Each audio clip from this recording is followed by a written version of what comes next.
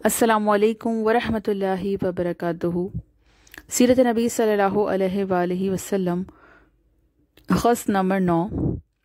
سابقہ اقساط میں مشرکین حجاز و عرب کے عقائد اور بت پرستی کی تاریخ اور مذہب یہودیت و عیسائیت کا تذکرہ کیا گیا۔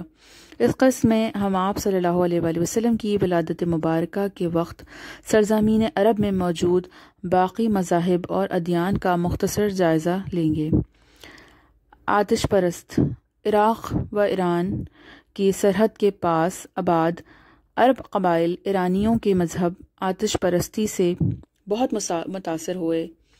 اہل ایران کی طرح یہ بھی نیکی اور بدی کے دو الگ الگ خداؤں کے قائل تھے۔ اہل ایران کی طرف آگ کو خدا کا ظہور مانتے اور اس کی پوجا کرتے تھے۔ صعابی عرب جاہلیت ایسے لوگ بھی تھے جن میں ستارہ پرستی کا چرچا تھا۔ یہ ستاروں کی پوجا کرتے تھے۔ غالباً ان کا مذہب وادی دجلہ و فرات کی قدیم تہذیبوں کی باقیات میں سے تھا۔ ان کا دعویٰ تھا کہ ان کا مذہب الہامی مذہب ہے اور وہ حضرت شعیب علیہ السلام اور حضرت ادریس علیہ السلام کے پیروکار ہیں۔ ان کے یہاں 7 وقت کی نماز اور 1 قمری مہینے کے روزے بھی تھے۔ ان کو مشرق عرب معاشرہ صعابی یعنی بے دین کہہ کر پکارتا تھا۔ یمن کا مشہور قبیلہ حمیر سورج کی پوجا کرتا تھا۔ قبیلہ اسد سیارہ عطارد کی اور قبیلہ لحم و جذام سیارہ مشتری کو دیوتا مان کر پوجا کرتے تھے۔ بعض لوگ قطبی ستارے کی پوجا کرتے تھے۔ قطبی شمال کی طرف سے منہ کر کے عبادت کرتے تھے۔ یہ لوگ خانہ کعبہ کی بھی بہت تحریم کرتے تھے۔ دہاریت ان تمام مذاہب کے ساتھ ساتھ عرب میں ایسے لوگ بھی پائے جاتے تھے جو سرے سے مذہب اور خدا پر یقین ہی نہیں رکھتے تھے۔ یہ نہ بت پرست تھے اور نہ کسی الہامی مذہب کے قائل تھے۔ ان کے نزدیک خدا، حشر و نشر، جنت و دوزخ، سزا و جزا کا کوئی وجود نہ تھا۔ یہ دنیا کو ازالی و ابدی قرار دیتے تھے۔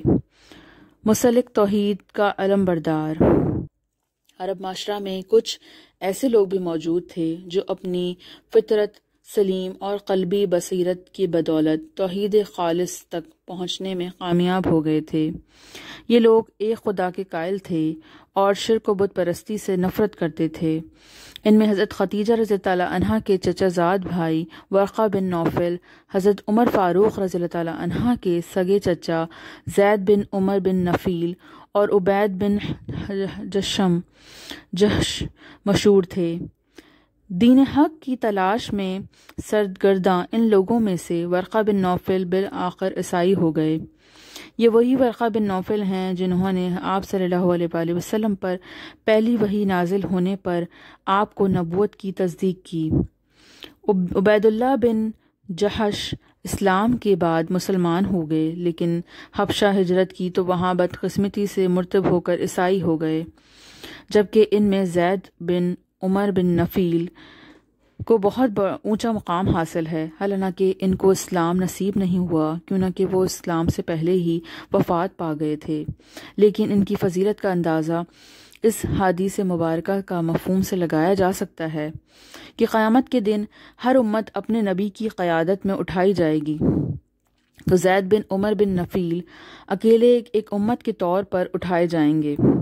زید بن عمر بن نفیل نے بت پرستی، مرد خوری، خون ریزی اور دیگر تمام معاشرتی خبائثاتوں کو اپنے اوپر حرام کر لیا تھا، اور جب ان سے ان کے مذہب کے متعلق پوچھا جاتا تو وہ جواب دیتے تھے، عبد رب ابراہیم، میں ابراہیم کے رب کی پرستش کرتا ہوں۔ آپ بت پرستی سے سخت بیزار تھے اور خانہ کعبہ میں بیٹھ کر قریش کو کہتے تھے کہ میرے سوا تم میں سے ایک بھی شخص دین ابراہیمی پر نہیں ہے۔ آپ قوم کو بت پرستی سے منع کرتے رہتے تھے۔ گو عرب میں ہر قسم کے دین موجود تھے، مگر ان کی اصلی صورت اتنی مسخ ہو چکی تھی کہ کفار شرک اور دین میں امتیاز کرنا مشکل ہو چکا تھا۔ توحید جو ہر الہامی مذہب کا خاصہ تھا، اس کا کسی مذہب میں کہیں نام و نشان تک نہ تھا، اور کفر و شرک کو توہم پرستی کا اندھیرا صرف عرب ہی میں نہیں تھا بلکہ تمام دنیا پر چھایا ہوا تھا۔ غرض تمام دنیا ہی ضلالت و گمراہی کے دلدل میں غرق ہو چکی تھی۔ تب اللہ تعالیٰ کو زمین کی پستی اور زوال کے اوپر رحم آیا، اور اس نے اپنا عظیم تر پیغمبر اہل زمین پر مابعوث فرمایا۔ ظہور اسلام کے وقت اگر عرب معاشرے کا ایک سرسری سا جائزہ لیا جائے تو ایک بات شدت سے محسوس ہوتی ہے کہ تب کا عرب معاشرہ ایک ہی وقت میں اچھائی برائی متضاد خصلتوں کا شکار تھا، اور اس سے بھی اہم بات یہ کہ اچھی بری متضاد خصلتیں اپنی پوری شدت سے ان میں سرائیت پذیر تھیں۔ ایسے میں اگر ہم ان میں رائج بد عادتوں و رسوم و رواج کو مد نظر رکھیں تو عرب معاشرہ ایک بدترین معاشرے کی تصویر پیش کرتا ہے۔ اگر ہم عربوں کی اوصاف و حمید کو سامنے رکھیں تو در حقیقت ان سے بہترین انسانی معاشرہ اور معاشرتی اقتدار کی نظیر ملنا مشکل ہے۔ بنیادی طور پر عرب معاشرہ 3 طبقات پر مشتمل تھا۔ نمبر 1، حضری۔ یہ وہ لوگ تھے جو شہروں میں آباد تھے اور مستقل طور پر شہروں میں ہی سکنیت پذیر تھے۔ ان کی تعداد بہت تھوڑی تھی۔ حضری عربوں کا ذریعہ آمدنی نخلستانوں کی آمدان اور تجارت تھا۔ در حقیقت یہ آپ صلی اللہ علیہ وآلہ وسلم کے پردادا حضرت ہاشم تھے، جنہوں نے روم و ایران اور شام و ہندوستان کے حکمرانوں کے ساتھ تجارتی معاہدات کیے۔ اس طرح عرب لوگ بڑے بڑے قافلوں کی صورت میں ان ممالک جاتے اور وہاں سے قافلے عرب آتے۔ قریش مکہ کو کیوں نہ کہ خانہ کعبہ کی تولیت کی وجہ سے مرکزی اہمیت حاصل تھی، اس لیے قریش کے قافلے کو عرب کے بدوی قبائل لوٹنے سے بھی کبھی گریز کرتے تھے۔ نمبر 2، بدوی۔ عرب کی اکثر آبادی بدوی قبائل پر مشتمل تھی جو خانہ بدوشی کی زندگی بسر کرتی تھی۔ ان کا اصل ذریعہ معاش غلہ بانی یعنی جانور پالنا تھا، اس لیے جہاں کہیں چراگاہ نظر آتی وہیں ڈھیر لگ جاتے تھے۔ جب اس چراگاہ میں ان کے جانوروں کا خوراک ختم ہو جاتی تو وہاں سے کسی اور جگہ کا رخ کرتے۔ اس کے علاوہ رہزنی بھی ان کی آمدنی کا ایک بڑا ذریعہ تھا۔ یہ لوگ عرب کے صحراؤں میں آ جاتے، قافلوں کو لوٹ لیتے، وہ قبائل ڈاکہ کے ذریعے روزی کماتے اور پھر وہ اس پر فخر کرتے تھے۔ نمبر 3، لونڈی اور غلام۔ معاشرے کا تیسرا اور سب سے نچلا طبقہ لونڈی اور غلام کا تھا، جو حضری اور بدوی عربوں کے ساتھ خادموں کی حیثیت سے رہتے تھے۔ غلاموں میں عرب اور غیر عرب دونوں شامل تھے۔